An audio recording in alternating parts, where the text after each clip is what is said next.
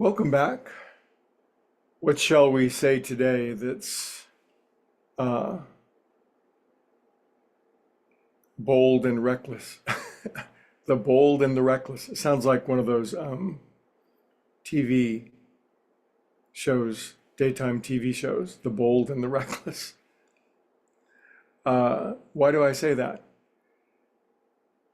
I wonder, I wonder what it is that prevents us from having a truly astonishing breakthrough, a huge life-changing influx of sudden love, light, and truth, explosive blessings.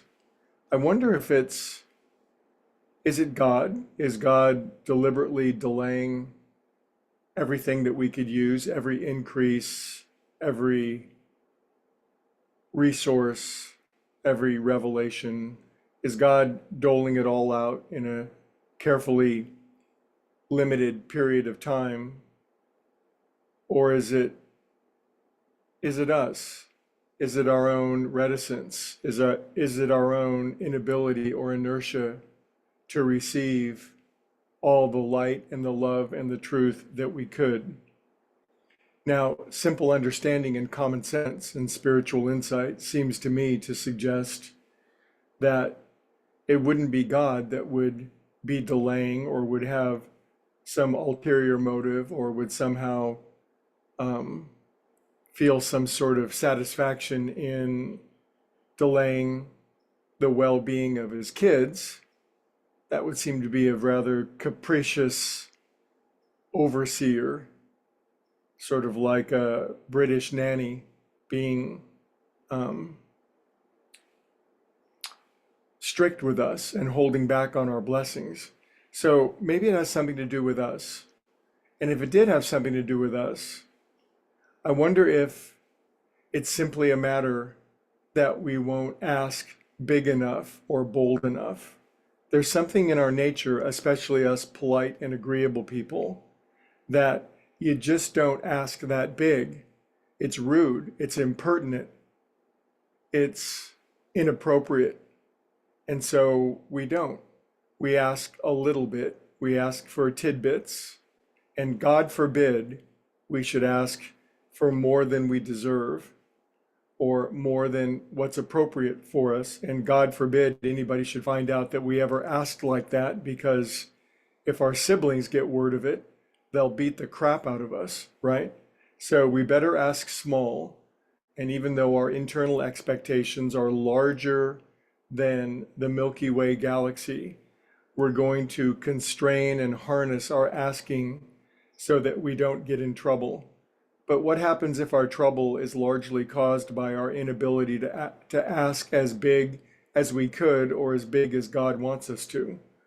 So in all of my reading of various world scriptures, and there are those who've read an infinite more than I have, and God bless them, and less. I'm just somewhere on the spectrum, but I've read my share, and Eastern, Western. And I remember a little book that somebody gave me while I was deep into my reading of my yoga scriptures 20, 25 years ago, as I was moving into a yoga teaching career. And I was very much into the Yoga Sutras and the Bhagavad Gita, etc., the Upanishads, the Rig Veda, all that good stuff. But it was a little book of uh, Bruce Williamson is, I think, the guy's name. And it was a little teeny book called The Prayer of Jabez. And it's somewhere hidden in the Old Testament. I have no idea. I am in kindergarten when it comes to Old Testament, except for Emmett Fox and his help unwinding the deepest scriptures. But the prayer of Jabez, and here's how it goes. Jabez was a very mundane, run-of-the-mill, garden variety character in the Bible, nothing special, going nowhere, had really nothing, and yet the asking inside of him was so vast, vast as the Milky Way. His prayer was, it starts with O, O-H, an aspirant, meaning all of his feeling was put into it. It said, Oh, God, oh, that you would bless me indeed, that you would enlarge my territory, that your hand would always be with me, and that you would lift me above evil, that I wouldn't cause pain. And then it says, God answered his prayer, plain and plump, just did it because some nobody, some regular old person, some garden variety person going nowhere without any special stamp of grandeur upon him simply said, enough is enough. I'm going to ask as big as I can. Oh, God, that you would bless me indeed, that you would significantly, astonishingly, breathtakingly enlarge my territory. And of course, that your hand would always be with me, and I would take these great blessings and expand good, light, and love everywhere that I went and fulfill this deep desire in me. And I'm not scared to ask big anymore.